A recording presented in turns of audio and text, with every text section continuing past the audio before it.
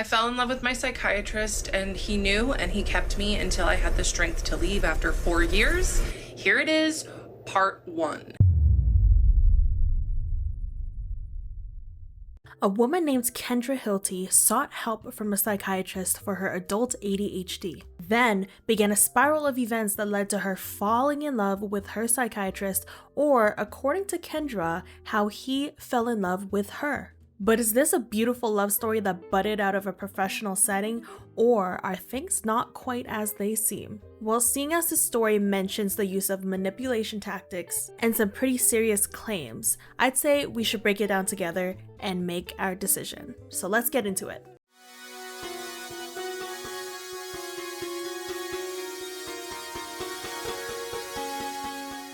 So something I've heard that is fairly common that happens in the realm of people receiving mental health services, whether it be a therapist or a psychiatrist or the like, is that it's pretty common for patients to fall in love with their providers. And honestly, I can completely understand why this happens. I mean, imagine sitting one-on-one with somebody for about half an hour to an hour at a time, where their sole focus is only to listen to you and your thoughts and your experiences. They respond with genuine reassurance, they ask questions, they're looking into your eyes, and with no distraction of TVs or phones, it's a very deeply intimate setting. And that is something that is lacking from most of our daily interactions with people. So Kendra Hilty is a perfect example of how something like this can get out of hand very quickly.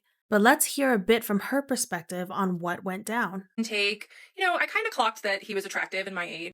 He just listened and nodded, and that's the thing about psychiatrists, is that they're good at pretending to listen. They can appear connected, but that doesn't mean that they're always connected. So I just felt really seen, and I also told him, I was like, look, I don't want to be on stimulant meds. So he listened to me, and he put me on the non-stimulant ADHD med at the lowest dose just to figure out if it was going to work for me. So here she mentions that she has a lot of therapy experience from her past, but that something about this particular psychiatrist made her feel very safe and very open to just immediately start telling him everything. And I think that's really great. I mean, finding a practitioner that you can openly share yourself with and you feel safe to communicate with is so important for your quality of care. But I feel like already from this first clip, we're already kind of seeing the seed of a red flag starting to sprout. From their first meeting, we see that she's already thinking that he is attractive, he's around her age, and she feels safe with him. So from this point on, we know that she's already mentally opening herself up to the idea of romance. So, of course, I loved the attention that I got from him. And it was in my 3rd session with him, because at this point we were all on Zoom, that I asked him, I said, hey, do you mind if I call you by your first name? And he said, well, it's pronounced this, but yes, of course you can. And he seemed so smug and happy with himself. And I know that that is because that was his first sign that him pretending like we're friends was working. So from then on, from my 3rd session on, I started calling him his first name. And then he just started turning up the volume on us being friendly. Now we see the issues kind of growing in this second clip, because she asked to call him by his first name. And he, of course, says yes, because this is not a huge deal. In this profession, it's very normal to build rapport with your clients so you feel more comfortable with each other. And you wouldn't think that there is anything wrong with this, because Kendra herself has said that she does this with all her other practitioners. So why is this case any different? The problem is that we're beginning to see the pattern of her interpreting his actions into something that is truth adjacent. And in actuality, was he happy that she asked this? It's possible, yes, because that means that he's starting to build rapport with his client. But do I believe that he was smug about it with some ulterior motive behind his feelings? Absolutely not. Hey, if you guys are enjoying this video, please be sure to hit the subscribe button, because it really helps grow my small channel, and I really want to hit 100 subscribers this month. So if you want to be part of the first 100, please hit that button. And without further ado, let's get into the video. And that is when the intermittent reinforcement started. Some sessions he'd be warm and kind and wonderful and let me in on little parts of his life and like be vulnerable with me or pretend. Other sessions he would be cold and clinical and detached. And you know what that did? It made me work harder in our next sessions.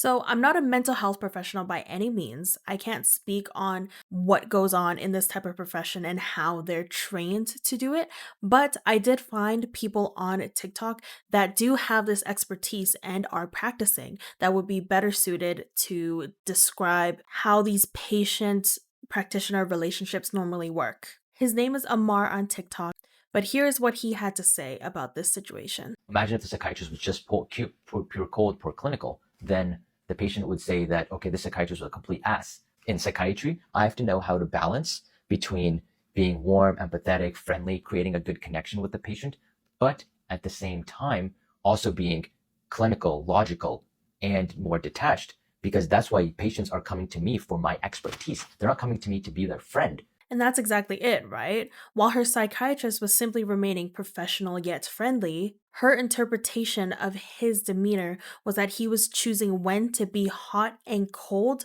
with the ulterior motive of manipulating her, which shows how far this delusion is beginning to spread in her mind. Things continue on like this for some years, where it's here that things really begin to escalate. So, all her sessions up until around year 3 have just been through Zoom. That is until Kendra finds out through one way or another that he actually does offer in person sessions, but for whatever reason, he didn't let her know, or as she claims, he lied about not offering them to her. And it's important to note that the entire time Kendra is seeing the psychiatrist, she is also seeing a therapist who is a 75-year-old woman. And I believe she is a huge component as to why everything kind of went off the rails and why Kendra is so stuck in her delusions. She describes this person as being more like a best friend than a therapist. She all the time asks her how things are going between her and the psychiatrist, if anything is happening or progressing in terms of their relationship. And this therapist is even the person that suggested to Kendra that the reason why he was not telling her that he had in-person sessions available was because he had feelings for Kendra and he was afraid of what might happen if he got her into his office in person. It seems she's treating Kendra's life as her own form of entertainment instead of keeping her in mind as a client and helping her in her time of need. Now, if what she's saying here is true about this therapist, that is an extremely inappropriate relationship to have with your client. This delusion that she is in love with her therapist and he is manipulating her because he also feels the same way is not something that should be propagated forwards and is not something that should be treated as a gossip column by the therapist. So while I do think the fault of everything happening at this point on is mostly with Kendra, there is a significant portion that I do believe should lie with this therapist if what Kendra is saying is true. And I think that's just something to keep in mind. And then my psychiatrist comes into the foyer, and I am just so excited to finally meet him. I'd been his patient for 3 years at this point, and he had been feeding the dynamic for 3 years. And I was just thrilled to meet him. And I ran up and I gave him the biggest hug. And you know what he did? He barely patted me on the back. It was the most awkward thing ever. But I'm so glad that he did that. I am really glad, because this is what I mean. My psychiatrist was many things, but he was not stupid. So she walks into their appointment and she tries to give him a hug upon meeting. And she says that he basically just pats her on the back, which I think is so telling as to the attitude towards Kendra from the psychiatrist at this point in time. Our next session. So our next session was in December on Zoom. I told him, look, you and I have a really special patient-doctor relationship. And he glared at me with just venom in his eyes. And he said, you and I have a professional patient-doctor relationship. He was so angry with me.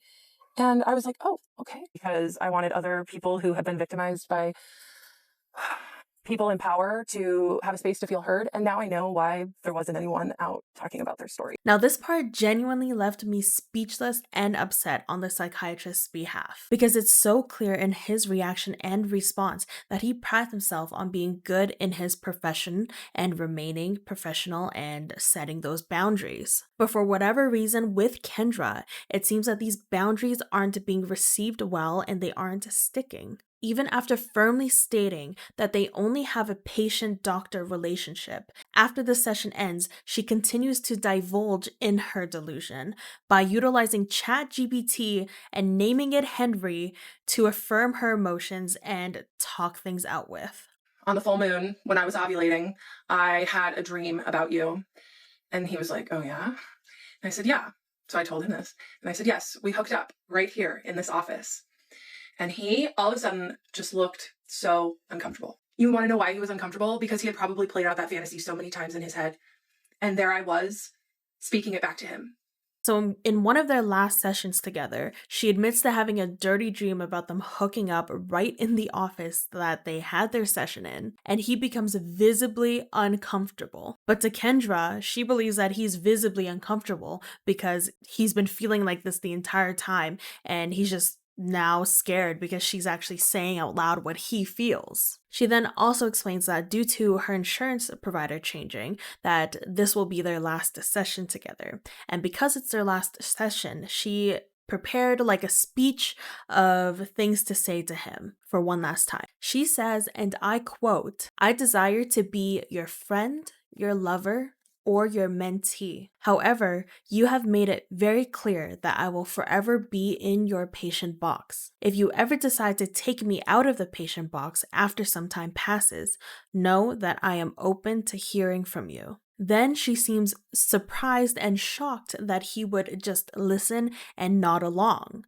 She interprets his nodding along as an admission of guilt, which I don't think is the case. But I think it's important to understand why he would respond this way, because for people who aren't in this profession, they might say, well, she said she had a crush on him in the past, she's showing these signs, why doesn't he just send her to somebody else or cancel their relationship? And I'll once again refer back to Amar because he has a better understanding of why he would nod along instead of just rejecting her outright and ending that relationship then. Is this unprofessional? So when I was in residency, this is something that was discussed. What we were told and what we're taught in psychiatry is that if a patient does this, then you don't want to make the patient feel shamed or abandoned for their feelings. Because let's say if a patient comes to me and says the same things, then what I would say would be, okay, let's discuss it. That's interesting. How did these things develop? Do you think this will affect our therapeutic relationship? I wouldn't immediately dismiss the patient, put them on with a different psychiatrist, because now the patient will feel abandoned. What this is going to do is, imagine if you're a patient and you disclose something very vulnerable, very truthful to someone, and now they shut you down. So by doing that, I wouldn't do that, because then the patient is going to feel abandoned, they're going to feel rejected, and now the patient in the future is going to be conditioned that if I tell the truth, then I will be shamed for it, I will be rejected for it. So, opinion time. So it's clear to me that this entire series she has uploaded is, like she said over and over again, her truth. And this might be a hot take, but I believe that this whole narrative of I need to share my truth and that's just gonna be that is extremely harmful, especially if only one party is able to speak up and defend themselves. And in this case, because he is a psychiatrist, he does not have the ability to speak up and defend himself because of patient-doctor confidentiality. So I think it's really important in this day and age where everybody is sharing their stories, everybody can have a platform, and the rise in popularity of storytime videos. I just think it's really important that we be really careful with how we shape our opinions around stories like this. We should also recognize that somebody like Kendra only has anything to gain from this situation, and the psychiatrist has everything to lose. And we are seeing that right now. He has been doxxed and called names and told that he should lose his license, and that's all for simply doing his job. It's important to note that Kendra was a social media influencer before this story came out, so she's very familiar with trying to go viral. Ever since she started uploading this series, she has exploded in virality and exposure for her coaching business. And I also think it's interesting to note that if you actually try and sit through and watch every single part of her series, she stretches very little details into multiple parts, and some parts aren't even related to the story. This is a sure signal to me that even if this is truly how she felt, that there is ulterior motive there with Kendra's actions. And that's not something that should just be swept under the rug, especially when it comes to somebody's livelihood and job on the line. Once again, Dr. Agam makes a very good point in his TikTok regarding this case. He says, people who experience true trauma are more likely to deal with the emotions in private or with a trusted source. But because there's an element of clout chasing here, that she is then able to spout it out everywhere online with seemingly no repercussions. My biggest issue is that while Kendra likes to say she takes responsibility for her feelings, that's not actually what she is displaying and contradicts herself quite often throughout the series. In the later posts, she says that he has clearly stated his boundaries with her multiple times, despite her trying to get him to cross them. But earlier, her claims are that he knowingly used her emotions to lead her on without being able to provide any proof that he actually did that. She just says, I feel, this is what I think is happening, but nothing concrete actually shows that he had malicious intent. But that is just my thoughts on the whole situation. I really wanted to talk about this one because this whole genre of sharing my truth online really rubs me the wrong way sometimes. And don't get me wrong, I know what it's like to be a true victim of abuse, and I believe that we should take these matters very seriously. But with the rise of false accusations and in the cases where one party is potentially mentally ill and that could maybe be warping her perception of reality and what is happening around her, I think that it's really important that we're really careful with what we're sharing with the world and the kind of information we absorb.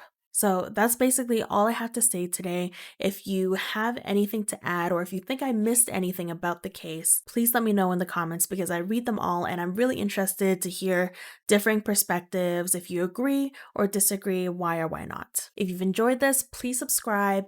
It really helps my small channel grow and I'm really trying to hit 100 subscribers this month. So thank you for joining me and I'll see you in the next one.